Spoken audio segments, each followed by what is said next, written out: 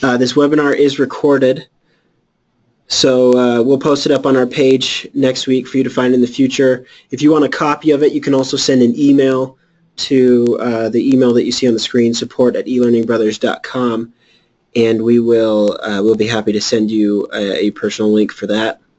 If you have questions during the webinar, we're ready to answer your questions, so please use the questions panel, and we'll be happy. All of us will be jumping on that and making sure that we're getting your questions answered. And also keep in mind that we here at eLearning Brothers have people available for you to call and email after the webinar. So if you have any additional questions, whether they're specific to Camtasia, specific to eLearning Brothers templates, or just about e-learning overall, feel free to reach out to us, and we'll make some time for you one-on-one. TechSmith also has an awesome community for support and other questions that you may have.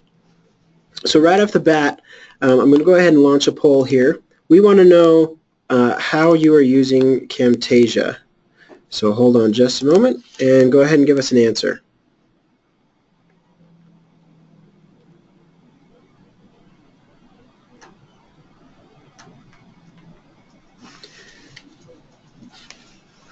Looks like we're getting quite a few answers for both, but PC is slowly climbing to be a little bit more universally used, a little more widely used at least. We'll go ahead and close that, and we'll share those results. So as you can see, people are using both. If you're not using both and you're just using one, I'm assuming that you're here because you want to know how to share them between the two platforms or with another collaborator. So that brings us to our next question. If you're sharing projects, how are you using them? So what we want to know here is if you're sharing them with yourself, if you are sharing them with a team, how are you using or wanting to collaborate?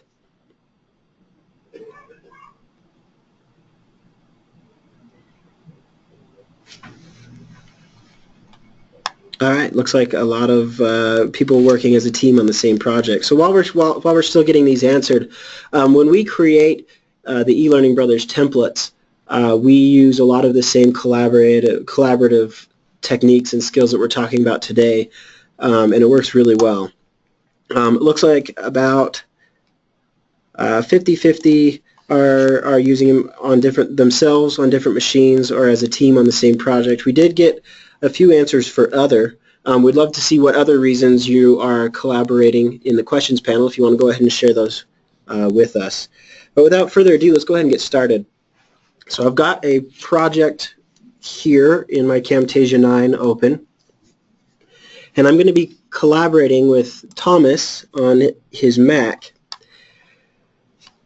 for the audio. Thomas is going to be building out the audio of this video. So you can see I've got footage on my timeline, but there's no audio associated with this footage. I also have some templates that I've pulled in from my library that I downloaded from the eLearning Brothers library, Camtasia library, and I've put those onto my files. So what we're going to do is talk about some of the things that you've got to make sure you are doing or are not doing if you're going to be sharing between a PC and a Mac. And these aren't necessarily requirements for sharing from PC to PC or Mac to Mac, but they are good principles to keep in mind no matter what.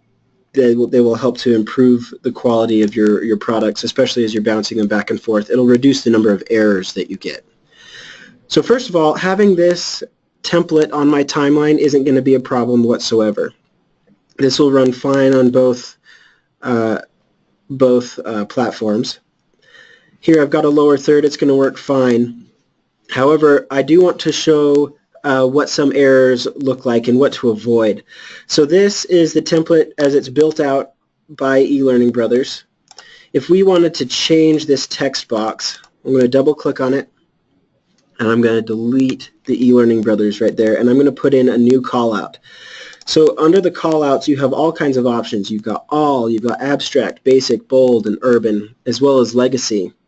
If you use anything inside the legacy for callouts, they will not work as you transfer from platform to platform. So if I put a legacy text callout right here, put ELearning Brothers, and I'm going to change the font so it matches Mooly, and I'm going to increase its size so that that matches as well. There we go. And then I'll left align it. If I stick that onto my timeline here, that's gonna throw an error. And to make things a little bit more complicated, I'm going to include it inside the group. Let's try that. Want to cause more problems for Thomas to show you how to solve. Okay, so now that it's in that group and I play it, it doesn't animate on. I'll need to put some sort of animation on there. I'll come to transition and I'll put fade on both sides, so it will fade on and off. There we go. That's not so bad. Okay, so I can put that on there, and it looks fine, works fine, flows just fine. I just really wanted to have a legacy call out there instead of a different kind of call out. I also, right here, I'm not a fan of just this fade transition. So I'm using the shapes theme. I'm going to come to media in my library, and it's different. Thomas will show you how that's different on a PC.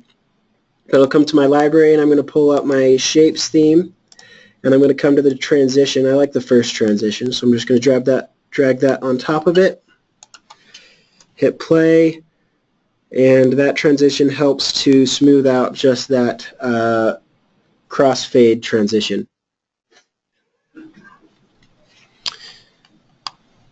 All right, so another thing I want to talk about, this footage that we shot is currently in an MP4 format. That is the safest video format across platforms. You don't want to use WMVs. Those won't work in transfer. ABIs won't work in transfer. SWFs won't work in transfer, and neither will MTSs. So just be aware of that. The safest transfer is MP4. Jason, I'll pose a question for you. Are there any other formats that work but probably aren't suggested? I think you hit the nail on the head. Stick with MP4. It's a ubiquitous playback regardless of device. It plays well. It's highest quality. I think if you just stay with MP4. If you have older versions of extensions in the video types, I personally strongly encourage you to convert them using some sort of free tool like a Handbrake or something like that. Your experience inside of Camtasia will be heightened by using MP4. Awesome, thank you. Okay, so now I'm ready to send this file over to Thomas for his Mac. So I'm going to come to File, and I can export as zip. If I was just sharing this with another PC, export as zip is probably fine. But since I know he's on a Mac and I want to make sure that everything is absolutely set up for Mac so that it'll give us the best results, I'm going to click Export for Mac. Now it's going to throw me a warning right here, not supported on Mac, legacy callouts. Now I already knew that. You might not know this. If you get a warning like this and it tells you what the problem is, then you can go through and try to solve those problems. That's a great thing about Camtasia 9 and Mac Camtasia 3 is that it's going to tell you that you're going to have errors before you really dive in and dig too deep into your project. For now, we're just going to say that that's fine. We're okay with legacy callouts. We're going to click OK. And now we're going to choose where to save it. Some best practices for sharing projects is to make sure that you name your files in a way that you won't get confused. If you are going to continually make these zipped project files to share back and forth between platforms, and you're going to be putting them all on, I don't know, Dropbox or Google Drive instead of emailing them back and forth or giving them to each other on a thumb drive or whatever. If you're going to be using some sort of collaborative software, cloud software, you want to make sure that you name it in a way that will help you keep track of that. So for example, I'm going to name this Project 1, and I'm going to put underscore and then my initials, AT, and then an underscore and then today's date. So 3:30:17, and then I can save that. And then I'll send that over to Thomas. Go ahead and save it. And it exports it pretty quickly. It's just pulling all of those root files together from where they are saved and zipping them together, saving copies of them together in a zip file. And now I can send them over to Thomas. So Thomas, I already sent him this file. I'm going to go ahead and transfer the screen over to you, and you can take it from there. Okay, hopefully everybody can see my screen from this point out. So hopefully you're looking right now at the project that I just received from Andrew, and I'm just going to go ahead and crack that open and show you what happens, especially with that legacy callout that got put in there.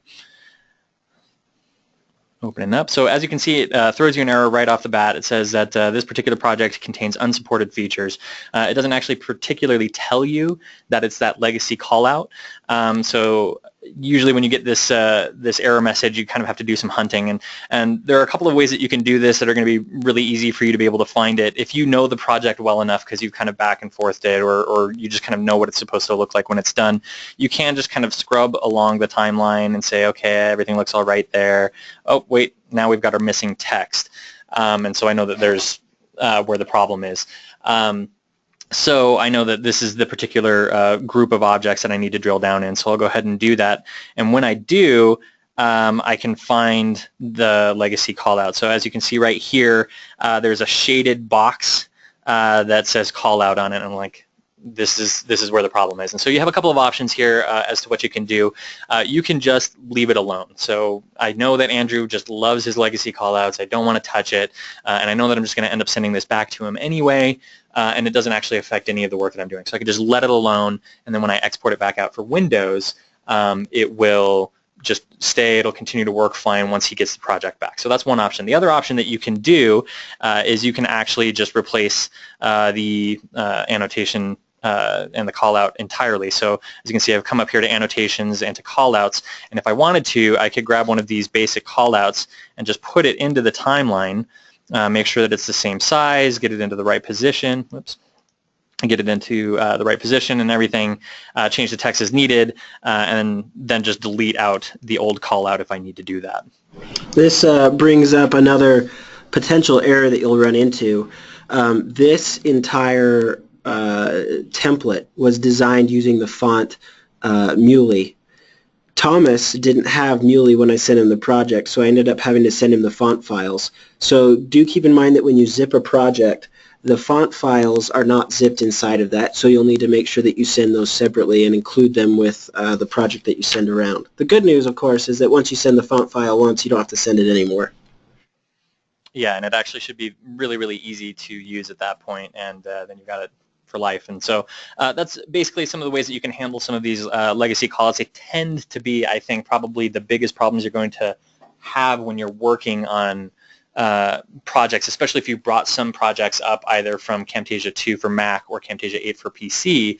A lot of those might be utilizing some of these legacy callouts, and they don't really play nicely cross-platform, but you can kind of get around it with this either from rebuilding or just kind of letting it alone and letting the person who's going to kind of finally work on the project to be the one to deal with that. So that's handling legacy callouts. So now we'll hop back to our main timeline. I'm going to show you how to really quickly just add one of our templates to a project. So here I've got the Shapes Camtasia project. I downloaded the Camtasia Camtasia 3 for Mac templates from our library, and I have all of the project files here. So I'm just going to go ahead and crack this open. And this is actually one of the neat things about Camtasia for Mac is that you can actually have two separate projects open at once. And so in this particular instance, I'm looking at the Shapes layout, trying to determine, okay, which one of these do I want? Not so much the second one. Maybe we'll go with the first one. And so I can just select that, copy that. So I just Command-C, copy that. And now when I head over to the other project, I can just find a place in the timeline where I want it. Looks like so in this particular case, I already had it in there from earlier. But yeah, I can just find the place in the timeline where I want it, go ahead and paste that in, and you'll see that in there. Now, this is covering up Taylor's beautiful face, and I want to make sure that everybody can see that. So I'm going to go ahead and drill down into the layout template until I can find the background. And so here's the background. We're just going to real quickly add some translucency to it. Just give it about a 50% opacity. And now we should be good to go. So I'll go ahead and come back, and now you should be able to see Taylor through that layout in there. And so really, really easy to use these templates, get them into the right place. You can match them up, make sure that everything's okay. But I know that that wasn't the main thing that Andrew wanted me to do here. He wanted me to make sure that I was adding some audio to the project. So I'm going to go ahead and just real quick add this audio file to my project, drag it into the timeline. It is way, way larger than it needs to be, so I'm going to go ahead and size that down and just get that in there. And there we've got our audio. So say that there's a particular part of this audio that I wanted to make sure, say it's like a background music and it's got like a really nice ending point on it. I can always just go a little bit longer and then say, oh, that looks like a pretty good stopping point right there. And then if I wanted to just add a clip speed to it, this isn't normally something that you would do in Camtasia, but Camtasia for Mac actually can handle this, I think, a little bit better than Camtasia for Windows can, because whenever you do clip speed audio adjustments on Camtasia for Mac, it actually won't change the pitch, so it won't suddenly get really super high pitched just because I've shortened this up. So that's one of the main reasons that he wanted me to take care of this, is because I didn't have to take it into an external audio program. I could make sure that the clip was, you know, in there playing at the right length, and it didn't have a crazy pitch change in it either. So I've made that adjustment in there. Everything looks good to me. See if there's anything else that we want to look at before we go ahead and export this back out to Andrew. So we talked a little bit about audio speed adjustments. Whenever you're working on these kinds of projects, especially collaboratively cross-platform, there are a couple of things that you want to save until the end. And so big things include things like closed captions, which generally tend to happen at the end anyway, but you usually want to save those until the end, because when you move them cross-platform, they really can't be edited very well and sometimes might create some problems. So you save that kind of a thing for the very last, whoever's going to be touching that last, just to make sure that they get that included. Some other things to also consider in that, things like keystroke callouts. So if I go into my animations, oh, that's up here, keystroke callouts. So these things that, like, if I want to say, oh, you have to press Command C to copy, Command V to paste, these kinds of callouts don't play nice when you transfer them cross-platform, can't really be edited. So again, those are the kinds of things that you generally want to kind of save for very last edits, so that way they don't get messed up too much. Some other things are like sketch motion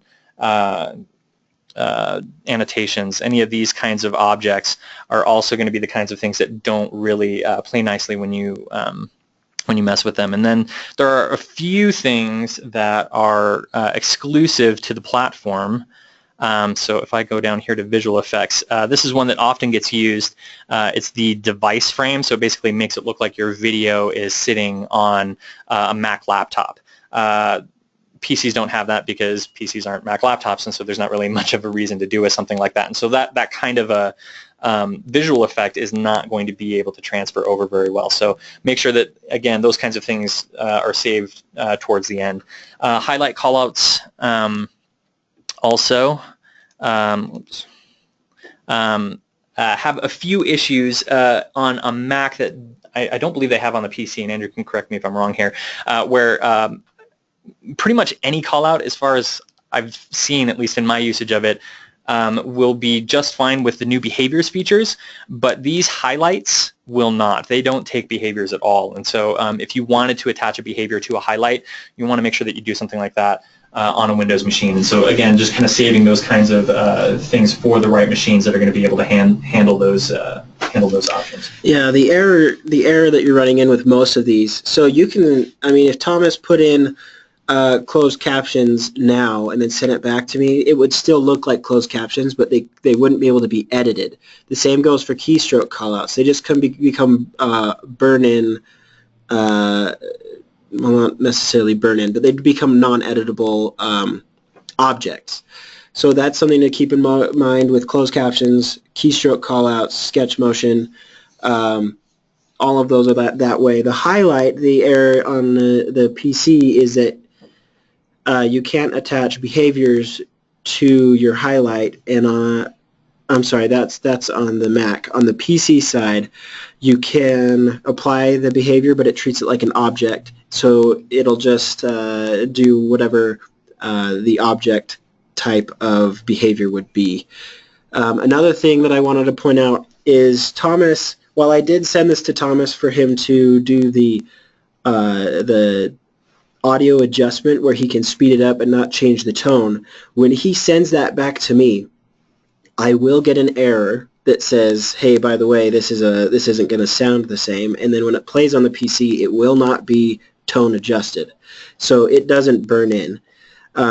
So if we want it to sound the way that it sounds now, we have to make sure that we export from a PC that segment. Another way to get around that is Thomas can measure the audio exactly where he wants it to be and then mute all of the other tracks. Thomas, can you show us, just click on that eyeball. For all the other tracks? Yep. So once he's got that muted, now he can export audio only, or he can just export that project, and it'll create a new audio file that does sound the way we want it to be, and then he can put it back in to Camtasia, and that will transfer correctly because there's no time shift happening. But yeah, do know that if you send it over there to get it edited and then send it back, it's still going to sound like you would have done it on a PC. But if you export it on the Mac, it'll sound correctly auto-adjusted. Yep. So with that, let's talk about getting this project back to a Windows PC. So I've got everything the way that I want it. I don't want to have anything muted. It all looks like it's working okay. Everything looks fine. Now it's really important that you make sure that you export for Windows. It's maybe less of a problem going from Windows to PC if you just zipped it up, but if you try to go from a Mac to a Windows machine and you don't go through this export for Windows option, you're going to run into some pretty bad issues. It's all about like the way that the file is getting prepared to go cross-platform. So, I mean, like really honestly, don't ever take any risks. Just always export for Mac or export for Windows, and you know that you're going to be sending it over in the way that it needs to be. So you just go ahead and do that.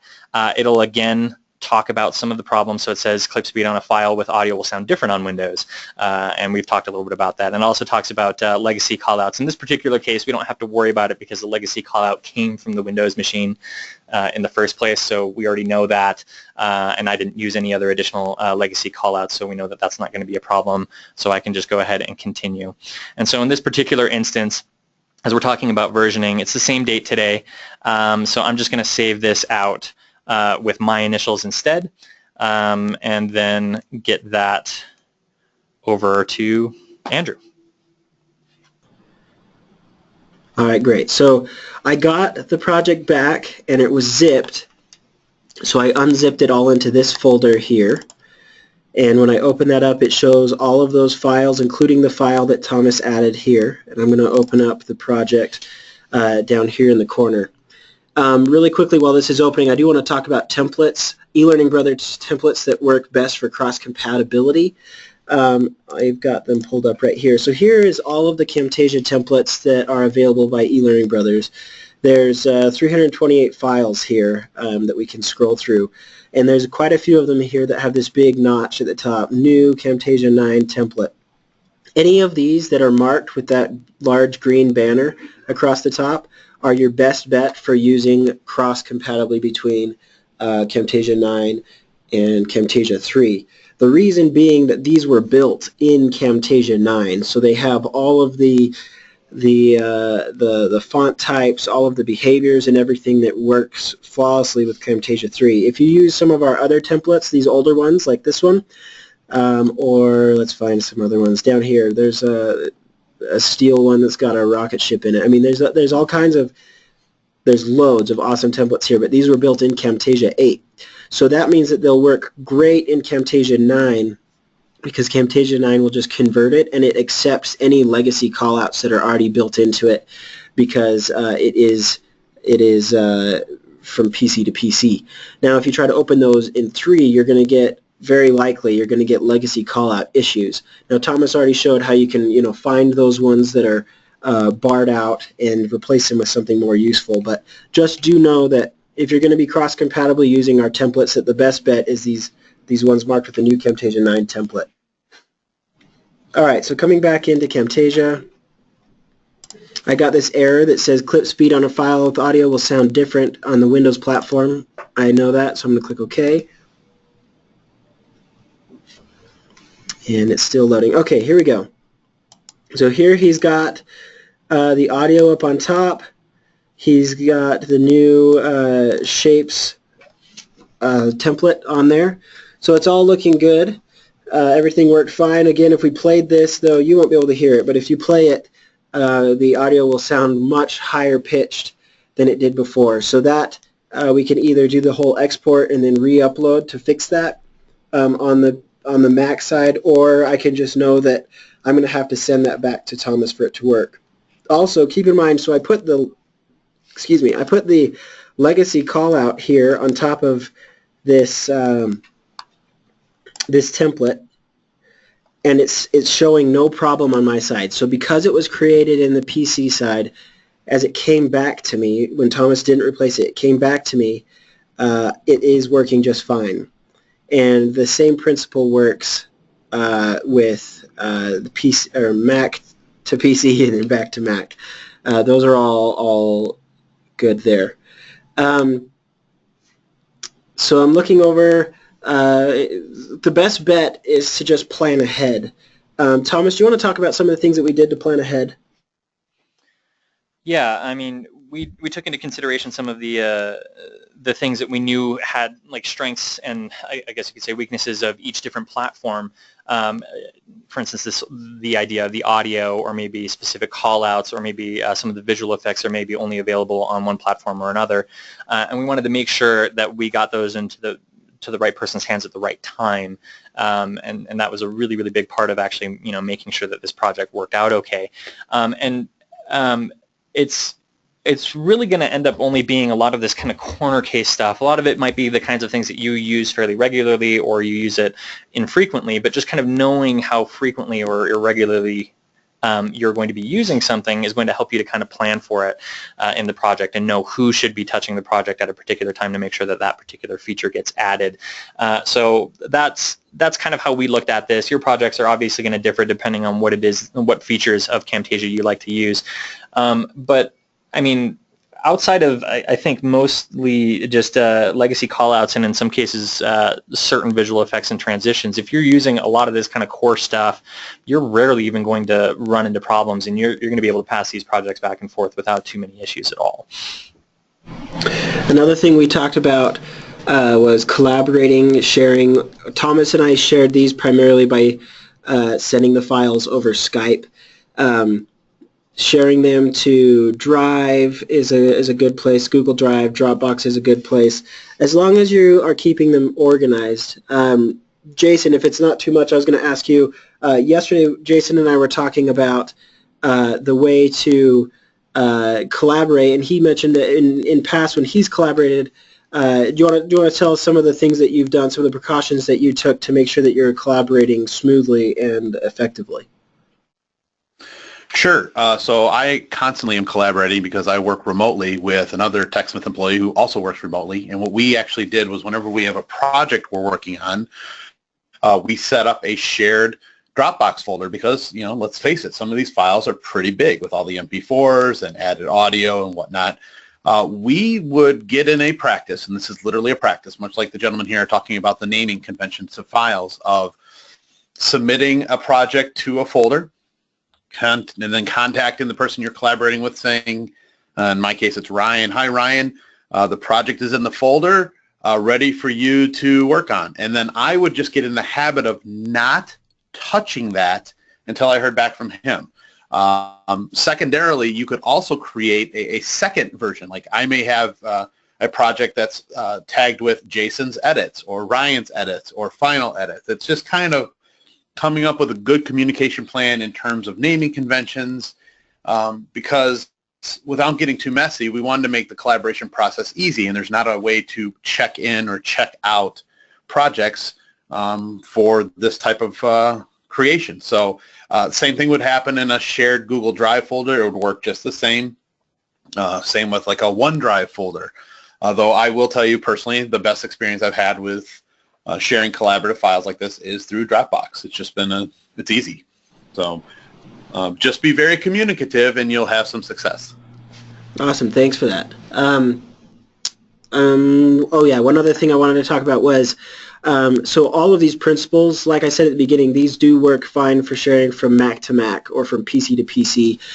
The difference being that you don't have to, when you come into your file menu, select Export for Mac. You can just export to zip if you're sharing from PC to PC or Mac to Mac. And of course, the legacy callouts will give you much less of a problem sharing from same platform to same platform.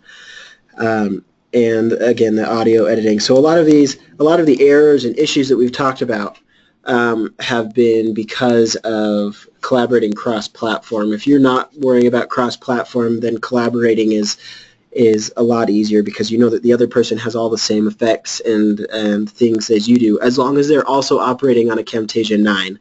So that's another thing that we might want to mention. If you are collaborating, if you are on Camtasia 9 and they are on Camtasia 8 and you're collaborating like this, you're going to have a hard time.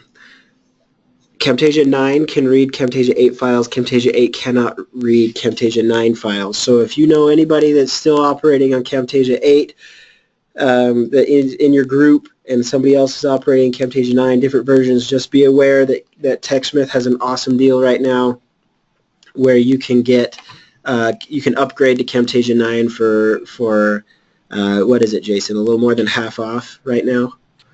It's dead on half off. So if you're an existing TechSmith customer and you're looking to upgrade to the most current version of Camtasia, Snagit, any of our software like that, if you're a current licensee holder, it's a 50% discount right off the top. Awesome.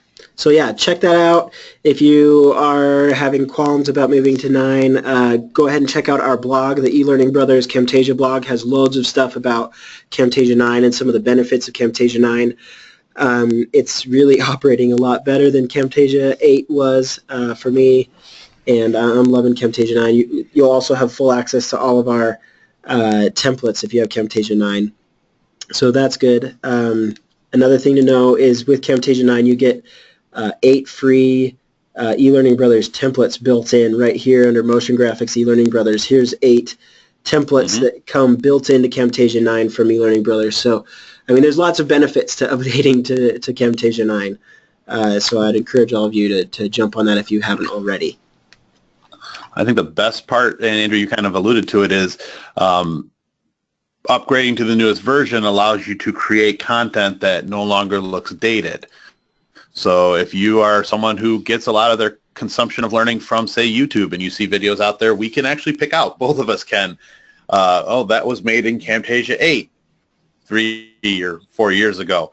Using the modern callouts that come with Camtasia, using the modern graphics, those motion graphics that come from ELearning Brothers are current, are not dated, and both of us are committed to constantly updating and modernizing all of our offerings. So less of a chance for you to have dated material, and actually it makes it easy with these templates to interchange on existing content to give it a fresh feel. Awesome. Also, I'm going to send this back to Thomas really quick. He's got one more thing that's really useful that you'll want to take a look at. Let's make you the presenter. Here you go. Okay. All right. So one of the great resources that we had as we were trying to prepare this webinar was we actually just went straight up to TechSmith's website and started looking, okay, so what are some of the things that we need to consider as we're working between Camtasia 9 and Camtasia 3? And we found this really great article called Camtasia 9 and Camtasia 3, What's the Difference? And as you look through it, it will talk about some of these things to take into consideration between the different projects. And down in the comments, I ended up just taking a screenshot of this, but down in the comments of that same article, it links to another article where they've got this non-compatible media list, and so you can kind of look through all of these things and say, okay, well, which one of these do I want to use in my projects to make sure that I'm going to have the best opportunity for compatibility between the platforms. And so if you look down in the comments of this particular article, you should be able to see that. But just go to TechSmith's website. They've got a lot of this information there. Should be able to help you out. Thomas, would you mind putting that link into the chat? We'll make sure that that's super available for you guys because, like I said, I mean, TechSmith has this awesome community for both Mac and Windows, and if you run into any problems that you can't find answers for, by all means use that as a resource, and it's a good place to go. Hopefully all this made sense. You didn't miss anything. Just in case you did, you can call us or email, and we can walk you through any part of it. There's going to be quite a few calls setting up appointments, so you want to reach out sooner than later, and we can set aside some time for you. You can reach us by phone. I'm going to go ahead and take that screen back. So our phone number is here. Our email address is here. If you'd like to access copy, like I said, if you want a copy of this webinar, you can reach out to us and we'd be happy to send one your way. If you have any other specific questions, again, reach out to us. We'd be happy to answer it. We can set aside time for you one-on-one. I do a lot of support tutorials one-on-one with people, so go ahead and reach out to me as well, and I'd be happy to do that with e-learning or anything overall. But again, thank you, Jason and Thomas, for joining us on this webinar, and we'll talk to you guys all later. Thanks. Thanks so much. Pleasure to be here.